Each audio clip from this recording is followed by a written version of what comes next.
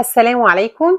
يلا نعمل سلطة زبادي. سلطة الزبادي سهلة جدا وبسيطة جدا، بس ليها تركات مهمة جدا عشان تطلع معاكي مظبوطة قوي. تمام.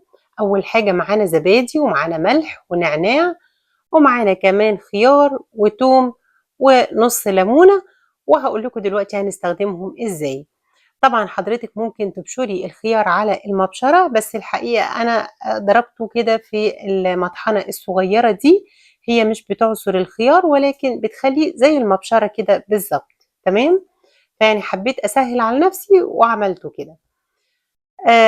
أنا كان معايا 4 خيارات صغيرين، الخيار اللي هو البلدي الرفيع، فأنا أخدت منهم 3.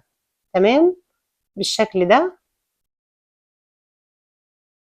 وهنبدأ إننا نجيب مصفى صغيرة ونصفي الخيار، هنحطه في المصفى دي ونحط تحتيه طبق ونحط عليه رشة ملح يعني خفيفة خالص جدا.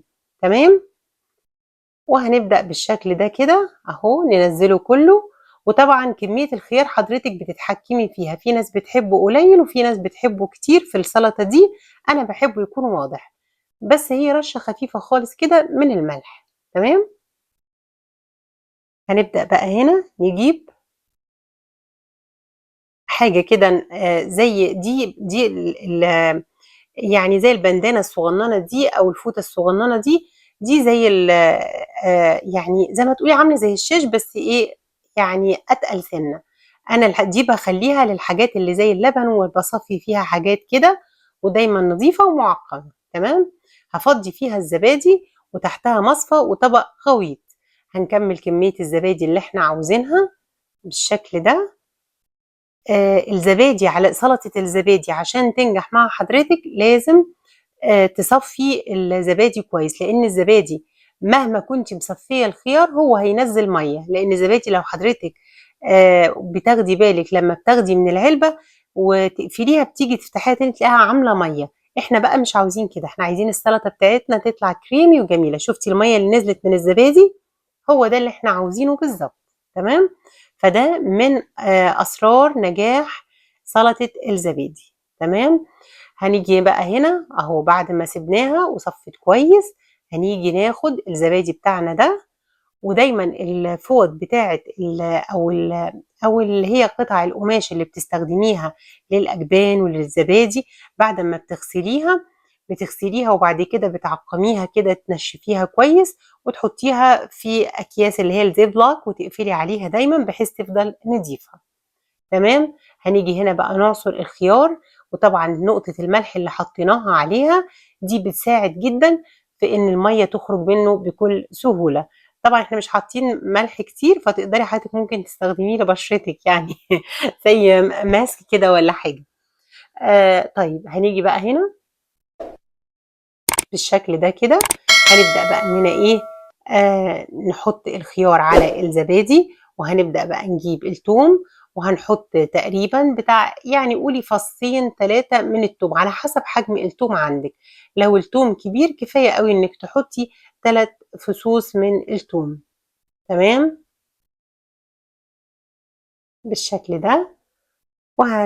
ولو حضرتك عندِك الهون تقدري تعمليها في الهون أو في الكبة، بس طبعًا إحنا مش هنستخدم الكبة على 3 فصوص من التوم يعني. فبالشكل ده كده أهو هنهرسهم كويس، بس كده. وهنيجي ناخد عصرة ليمون، مش هنحط نُص الليمونة، بُصّي يعني هي عصرة كده، يعني قولي عصرنا نُص الليمونة عصرنا نُصّه. تمام. وهنا بقى هنبدأ نجيب النعناع. طبعًا ما فيش سلطة زبادي من غير نعناع، مع إن في ناس تحبها من غير النعناع، بس بصراحة بالنسبة لي أنا بيدّي يعني إضافة حلوة جدًا. أهو حطينا نُص معلقة صغيرة من النعناع بالشكل ده. هي بتليق جدًا جنب المشاوي. رشة خفيفة أوي، أوي من الملح. وفي ناس بتحب تحط عليه بعد لمّا بتخلط كل المكونات بتحط عليه زيت زيتون، وفي ناس بتحب تسيبه كده. أنا يعني حبيت إن هو يكون خفيف كده وزي ما هو، مش عايزة عليه أي حاجة تانية. تمام. بالشكل ده. أهو خلطناهم كويس جدًا. وبعد كده هنفضيها في طبق التقديم.